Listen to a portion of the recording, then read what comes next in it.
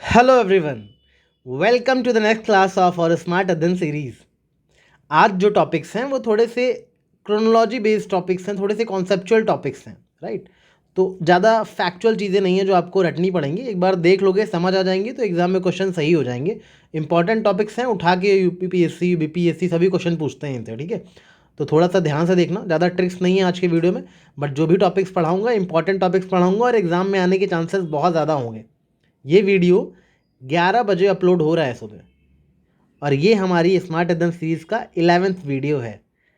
Comment में लिखो 1111 और लिखने के बाद अपनी विश मांग लेना, ठीक है। बस मांग लेना, कुछ पॉजिटिव करने में जा क्या रहा है, राइट। 1111 लिखो और अपनी विश मांग लेना, दैट्स इट। और कुछ लिखने की ज़रूरत नहीं है, मैं समझ जाऊँगा, ठीक है। बस 1111 लिखो, सब लिख दो, पूरे कमेंट सेक्शन को भर डालो 1111 से, right. And make your own wish which will be fulfilled hopefully. सबसे पहले बात करेंगे evolution of banking in India की। 1770 में सबसे पहले बैंक ऑफ हिंदुस्तान बना। This was the first bank to be established in Calcutta, ठीक है। सबसे पहला बैंक कलकत्ता में कब इस्टेब्लिश हुआ? 1770 में। समझ रहे हो मतलब कितने पहली बात है। बैटल ऑफ बक्सर हुई 1764 में, लगभग उसके 6 साल बाद, ठीक है। 1773 के रेगुलेटिंग एक्ट के लगभग 3 साल पहले बैंक ऑफ हिंदुस्तान बना था, ठीक है।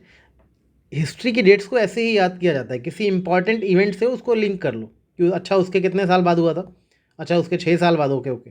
1773 रेगुलेटिंग एक्ट के 3 साल पहले, राइट। इस तरह से याद करोगे तो हिस्ट्री के डेट्स याद करना कोई बहुत टफ काम नहीं है। बस उसको किसी बहुत फेमस इवेंट से अपने ईयर को लिंक कर दो जो आपको याद करना है, तो वो ईयर याद हो जाता है, राइट।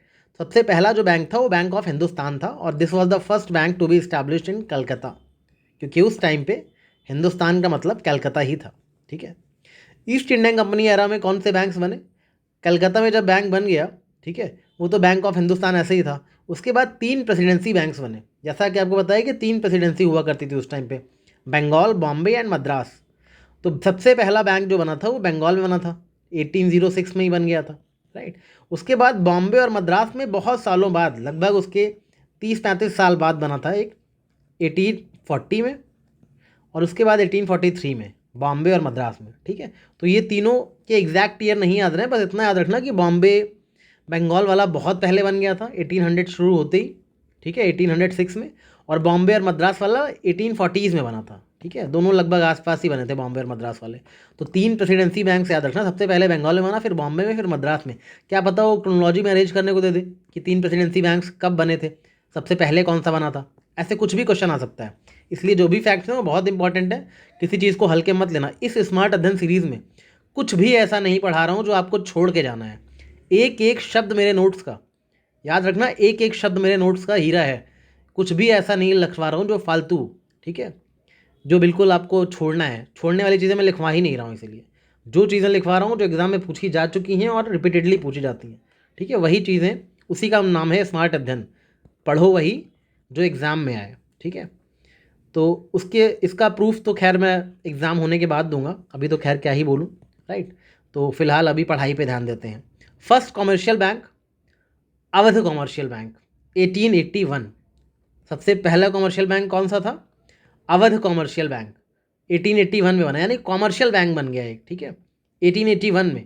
1881 मतलब समझ रहे हो कौन सा टाइम था ये?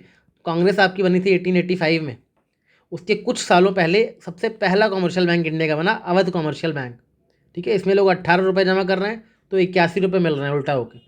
आप 18 रुपये जमा कर रहे हो अवध में तो 81 रुपये मिल जा रहा है। तो इस तरह का एक कॉमर्शियल बैंक बनाया गया, ऐसे करके इसका ईयर रखना, ठीक है। पंजाब नेशनल बैंक बना था लाहौर में 1895 में। याद रखना, पंजाब नेशनल बैंक अभी तक चल रहा है, ये जो लाहौर में बना था 1895 में, ये अभी तक चल रहा है पंजाब नेशनल बैंक इंडिया में, राइट। तो ये पंजाब नेशनल बैंक जो आप जाते हो पीएनबी में, वो लाहौर में इस्टेब्लिश हुआ था 1895 में, कांग्रेस के बनने के लगभग 10 साल बाद ये बैंक बना था, ठीक है। तो इस तरह से ये सारे बैंक्स की डिटेल आपको याद रखनी है। 1921 में 3 प्रेसिडेंसी बैंक्स जो बने थे ये, इनको मर्ज कर दिया गया, इन तीनों को, बंगाल, बॉम्बे, मद्रास के तीनों प्रेसिडेंसी बैंक को मर्ज किया गया, और क्या बनाया गया?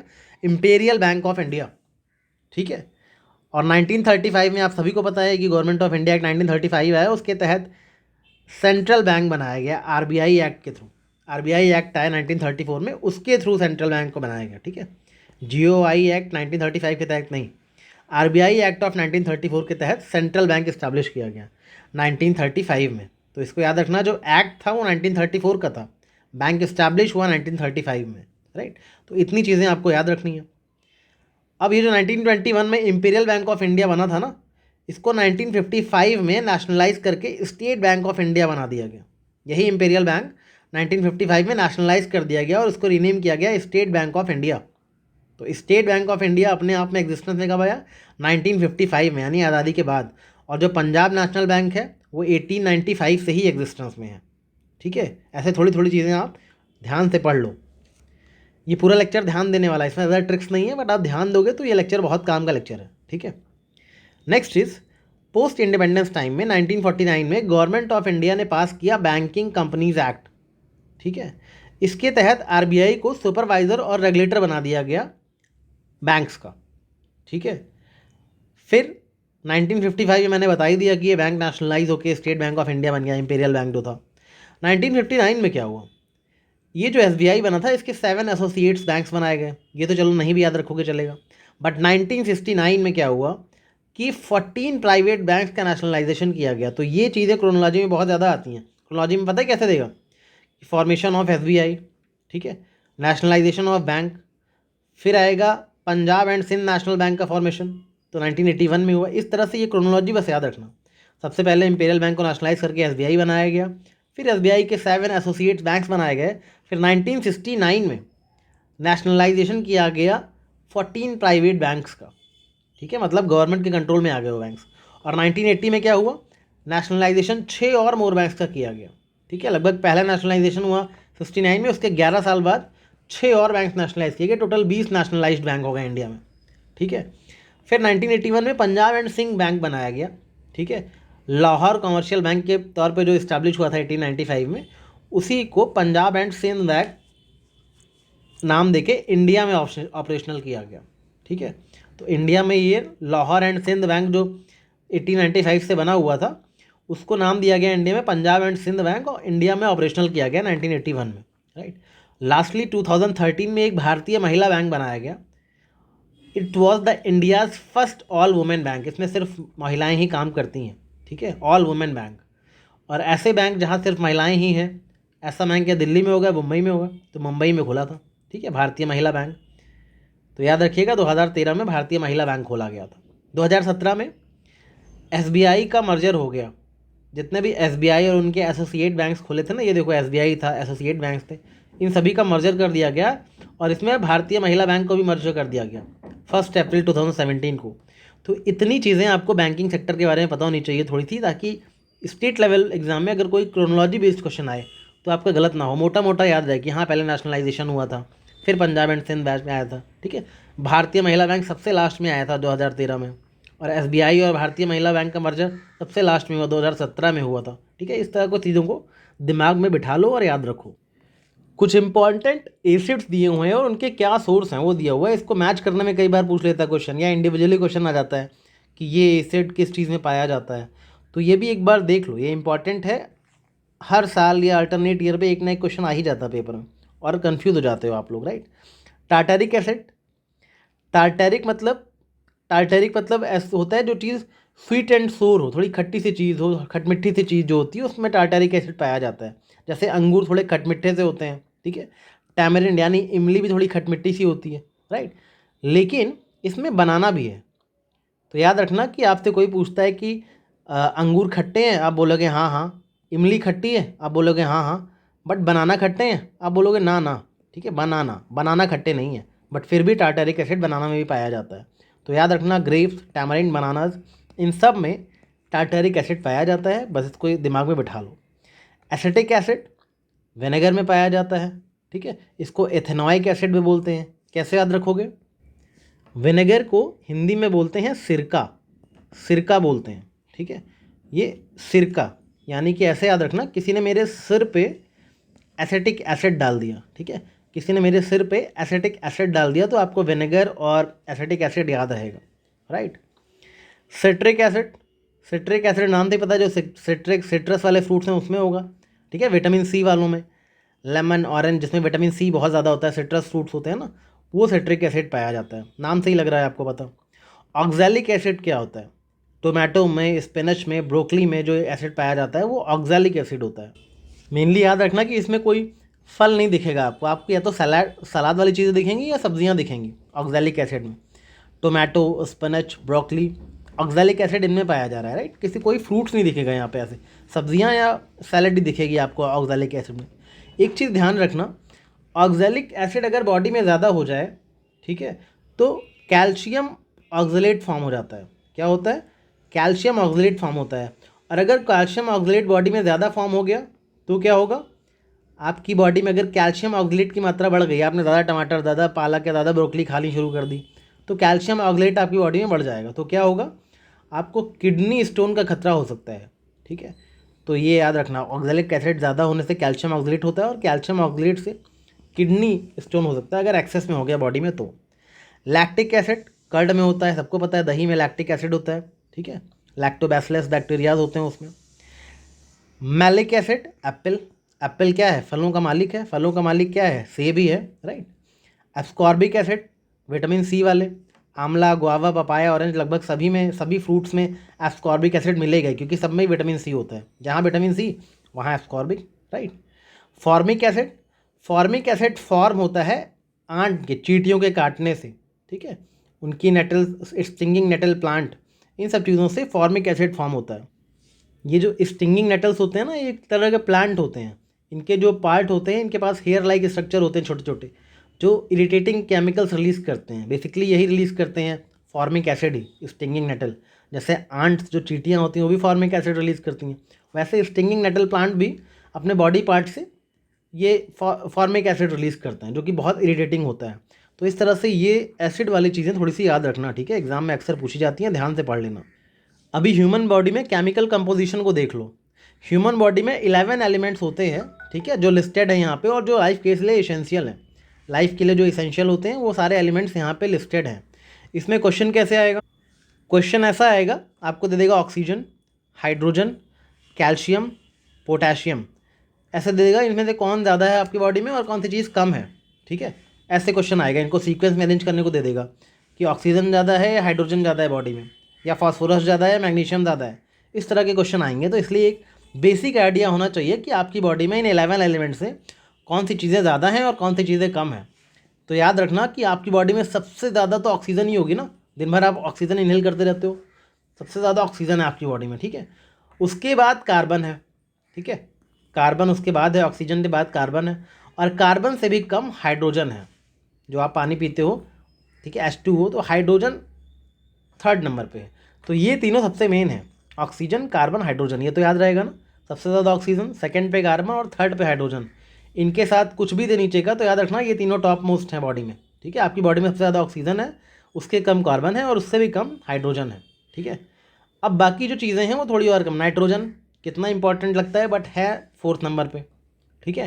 कैल्शियम जो आप दूध पीते हो वो भी 1.5 के आसपास % है। अब सीधे आ जाओ लास्ट में, देखो सबसे कम वाले कौन से हैं। सोडियम, आप दिन भर नमक खाते हो फिर भी सोडियम बॉडी में बहुत कम है, 0.2% ही है, ठीक है। क्लोरीन सिर्फ 0.2% है, मैग्नीशियम सिर्फ 0.2% है। तो सोडियम, क्लोरीन, मैग्नीशियम ये सब बॉडी में बहुत कम है एज़ कम्पेयर टू बड़े वाले ऑक्सीजन, कार्बन, हाइड्रोजन, नाइट्रोजन। ऐसा बेसिक आइडिया आपको होना चाहिए। आप ना बेसिकली जब एग्जाम देने जाओ तो पढ़े लिखे इंसान होने चाहिए। आपको ये बेसिक आइडिया होना चाहिए, आपकी बॉडी में कैल्शियम जो है वो नाइट्रोजन से ज़्यादा ही कम है, तो कैल्शियम नाइट्रोजन से कम है, ठीक है। बाकी सोडियम, क्लोरीन, मैग्नीशियम ये सब सबसे ही कम है। पोटेशियम जो बनाना वगैरह में मिलता है आपको, वो भी देखो बहुत कम ही है, ज़्यादा नहीं है, राइट। तो इसकी एक सीक्वेंस बेसिकली यहाँ पे देख लें, बहुत ज़्यादा परसेंटेज याद करने की ज़रूरत नहीं है। सीक्वेंस का एक आइडिया आपके दिमाग में होना चाहिए। You should be an educated person if you are appearing for exam like state PSCs, right. तो इतना आइडिया आपको देने के लिए ये टेबल मैंने बनाई थी, that's it. Now let's talk about type of funds in India. इसमें बहुत कन्फ्यूजन होता है कि सर कॉन्सोलिडेटेड फंड क्या होता है, पब्लिक अकाउंट ऑफ इंडिया क्या है और कंटिजेंसी फंड ऑफ इंडिया क्या है, इन तीनों में डिफरेंस क्या है। तो याद रखना, जो कॉन्सोलिडेटेड फंड है और पब्लिक अकाउंट है, ये दोनों ही आर्टिकल 266 के तहत बनाए जाते हैं। इन दोनों में कोई आर्टिकल में डिफरेंस नहीं है, ठीक है। जो भी आपका कॉन्सोलिडेटेड फंड है और पब्लिक अकाउंट ऑफ इंडिया है, दोनों ही आर्टिकल 266 के तहत बनते हैं। वहीं जो कंटिजेंसी फंड है उसका आर्टिकल 267 है, ठीक है। मतलब 2 आर्टिकल आपको फंड के याद रखने हैं। जहाँ में फंड्स इन इंडिया की बात है 266 एंड 267 याद रखने हैं। 266 के तहत दो हैं, एक तो CFI consolidated fund of India और दूसरा public account of India, right. 267 के तहत सिर्फ कंटिजेंसी वाला है, राइट। अब इसमें देखो तीनों में डिफरेंस क्या है। जो कॉन्सोलिडेटेड फंड ऑफ इंडिया है उसमें जितनी रिसीप्ट हैं वो सारी यहीं क्रेडिट होती हैं और जितनी पेमेंट्स हैं वो सब यहीं से डेबिट होती हैं, समझ गए। कॉन्सोलिडेटेड फंड में जितना भी पैसा देश में आ रहा है वो सब यहीं रहेगा और जितनी पेमेंट जा रही है वो यहीं से जाएगी और सारी पेमेंट यहाँ पे लीगली ऑथराइज्ड होंगी ऑफ गवर्नमेंट ऑफ इंडिया, ठीक है। गवर्नमेंट ऑफ इंडिया जो भी पेमेंट करेगी यहाँ से वो सब लीगली ऑथराइज होगी, मतलब लॉ से पास होनी चाहिए। No money can be withdrawn except in accordance of parliamentary law. इस फंड से बिना संसद से कानून पास कराए आप पैसा निकाल नहीं सकते, ठीक है। सारा बजट का खेल ही है ये कि इससे पैसा निकालने को मिले, राइट। तो बिना आप फाइनेंस बिल लाए, मनी बिल लाए, इससे पैसा नहीं निकाल सकते कॉन्सोलिडेटेड फंड ऑफ इंडिया से, ये बात याद रखना, ठीक है। पब्लिक अकाउंट ऑफ इंडिया ये भी सेम आर्टिकल के तहत बनाया गया है। इसमें भी पब्लिक मनी रखी होती है। Public money other than those credited in CFI, कुछ ऐसी पब्लिक मनी होती है जो कॉन्सोलिडेटेड फंड ऑफ इंडिया में नहीं होती है, वो पब्लिक अकाउंट ऑफ इंडिया में डाली जाती है, जैसे कि प्रोविडेंट फंड के डिपॉजिट्स, जुडिशरी के डिपॉजिट्स, सेविंग्स बैंक के डिपॉजिट, डिपार्टमेंटल डिपॉजिट, रेमिटेंसेज वगैरह, ये सारी चीज़ें पब्लिक अकाउंट ऑफ इंडिया में डाली जाती हैं। आपके कंसोलिडेटेड फंड ऑफ इंडिया में प्रोविडेंट फंड नहीं होता है, ठीक है। Judicial deposit, saving bank deposit, ये सब चीज़ें कंसोलिडेटेड फंड में नहीं होती, ये सब चीज़ें आपकी पब्लिक अकाउंट ऑफ इंडिया में होती हैं, याद रखिएगा। और ये जो पब्लिक अकाउंट ऑफ इंडिया है इससे पैसा निकालने के लिए कोई भी कानून पास करने की जरूरत नहीं है संसद से, ये एग्जीक्यूटिव एक्शन से डायरेक्ट काम हो सकता है, ठीक है। No parliament approval needed for withdrawal, इसमें विड्रॉल करना है तो कोई पार्लियामेंट का अप्रूवल नहीं चाहिए, एग्जीक्यूटिव एक्शन से ये विड्रॉ हो सकता है। और third, contingency fund of India, इसका आर्टिकल डिफरेंट है 267, इसके पहले वाले को 266 है, इनका 267 है, ठीक है। याद रखना कंटिजेंसी फंड में जो अमाउंट है वो डिसाइड होता है बाहरी पार्लियामेंट, जितना भी अमाउंट पार्लियामेंट डिसाइड करेगा वो पे किया जाएगा इस फंड में फ्रॉम टाइम टू टाइम। मतलब पार्लियामेंट बताएगा कि कंटिजेंसी फंड में इतने पैसे जमा कर दो, तो जितना पार्लियामेंट बताएगा उतने पैसे इस फंड में जमा करते रहना टाइम टू टाइम। और ये contingency fund of India strictly किसके डिस्पोजल पे है? प्रेसिडेंट के डिस्पोजल पे। क्यों भाई? To meet any unforeseen expenditure, अगर कभी भी देश में कोई भी आपातकालीन स्थिति आ जाए तो प्रेसिडेंट इस फंड को यूज़ कर सकते हैं, कंटिजेंसी फंड ऑफ इंडिया को, अंडर आर्टिकल 267, राइट। और ये फंड मैनेज कौन करता है? फाइनेंस सेक्रेटरी करते हैं ऑन बिहाफ ऑफ प्रेसिडेंट। मतलब प्रेसिडेंट ही इस फंड के करता धरता है, वो तो उन्होंने फाइनेंस सेक्रेटरी को रख रखा है कि हमारे बिहाफ पे आप इस फंड की देखरेख करोगे। और ये वाला फंड भी यूज़ करने के लिए एग्जीक्यूटिव एक्शन ही काफ़ी है, मतलब सिर्फ कॉन्सोलिडेटेड फंड ऑफ इंडिया के लिए लेजिस्लेटिव एक्शन चाहिए उससे पैसा निकालने के लिए। बाकी पब्लिक अकाउंट ऑफ इंडिया हो या कंटिजेंसी फंड ऑफ इंडिया हो, इन सब से पैसा निकालने के लिए executive action is enough, right. इतने डिफरेंसेस आपको इन तीनों फंड्स के बारे में पता होने चाहिए। आई होप अब क्लियर हो गया होगा। Next is position of Rajya Sabha versus Lok Sabha, ठीक है। राज्यसभा और लोकसभा की पोजीशन में थोड़ा सा कन्फ्यूजन होता है और एग्जामिनर जानबूझ के कन्फ्यूजिंग स्टेटमेंट देता है और आप गलत करते हो, तो इस कन्फ्यूजन को आज हमेशा के लिए दूर कर दो। ये जो भी कन्फ्यूजन है इन चीज़ों को लेके हमेशा के लिए आपके मन से आज दूर जानी चाहिए, ठीक है, क्योंकि ये इंपॉर्टेंट एरिया है, इससे क्वेश्चन आता है। ऐसे कौन कौन से एरियाज है जहाँ पे राज्यसभा की पावर लोकसभा के बराबर है, मतलब राज्यसभा का स्टेटस लोकसभा के इक्वल है, ऐसे कौन कौन से एरियाज हैं? अगर ऑर्डिनरी बिल्स को पास करवाना है तो जो पावर लोकसभा की है वही राज्यसभा की है, ठीक है। कॉन्स्टिट्यूशनल अमेंडमेंट बिल को पास करवाना हुआ तो जो पावर लोकसभा की है वही राज्यसभा की भी है। फाइनेंशियल बिल सेकंड को पास करवाना हुआ तो भी जो पावर लोकसभा की है वो पावर राज्यसभा की भी है, ठीक है। Election and impeachment of president में लोकसभा और राज्यसभा की पावर इक्वल है। प्रेसिडेंट का इलेक्शन करना हो या प्रेसिडेंट को इम्पीच करना हो, दोनों में ही लोकसभा और राज्यसभा की पावर एकदम इक्वल है, ठीक है। Election and removal of vice president, ठीक है। Election and removal of vice president की बात अगर हो, याद रखना कि वाइस प्रेसिडेंट के इलेक्शन में रिमूवल ऑफ अगर वाइस प्रेसिडेंट है, ठीक है, इलेक्शन रिमूवल है तो लगभग इक्वल पावर्स हैं लोकसभा राज्यसभा की, बट एक जगह राज्यसभा का थोड़ा अपर हैंड है। अगर वाइस प्रेसिडेंट को रिमूव करना है तो वो जो रिमूवल है वो स्टार्ट सिर्फ राज्यसभा में ही हो सकता है, यहाँ पे थोड़ा सा अपर हैंड है। बाकी ओवरऑल इलेक्शन रिमूवल में वाइस प्रेसिडेंट के दोनों की सेम ही पावर है, सिर्फ इतना डिफरेंस है कि क्योंकि राज्यसभा ही बैठते हैं वाइस प्रेसिडेंट, ठीक है, चेयरमैन बन के, तो राज्यसभा की ही प्रोसीडिंग्स में इनिशिएट होगा उनको रिमूवल, ये चीज़ है बस, right. Approval of ordinance issued by president, president ने कोई ऑर्डिनेंस इशू कर दिया उसको अप्रूव करने में दोनों की इक्वल स्टेटस है। इमरजेंसीज़ को अप्रूव करने में राज्यसभा और लोकसभा दोनों का इक्वल स्टेटस है। तो याद रखना ये इतने एरियाज है जहाँ पे लोकसभा और राज्यसभा का इक्वल स्टेटस है।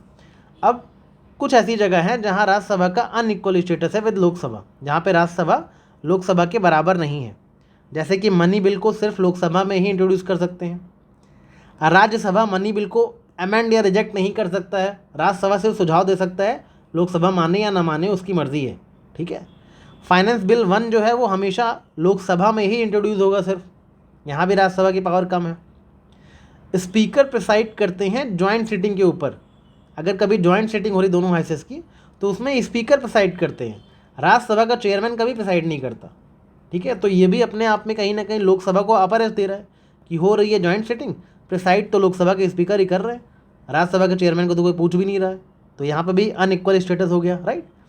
Rajya Sabha can discuss the budget only but can not vote on demand for grants.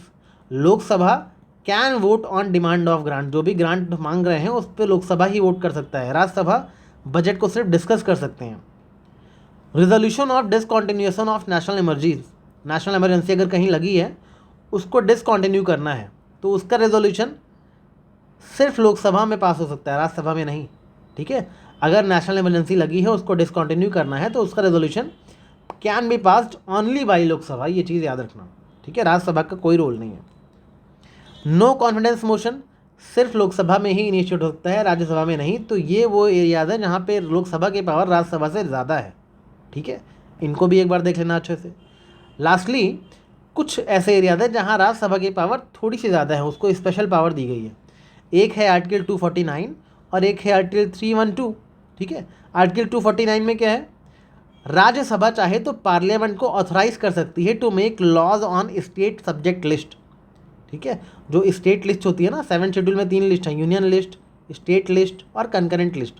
Union list पे यूनियन कानून बनाता है, स्टेट लिस्ट पे स्टेट कानून बनाता है और कंकरेंट लिस्ट पे दोनों लोग कानून बना सकते हैं, राइट।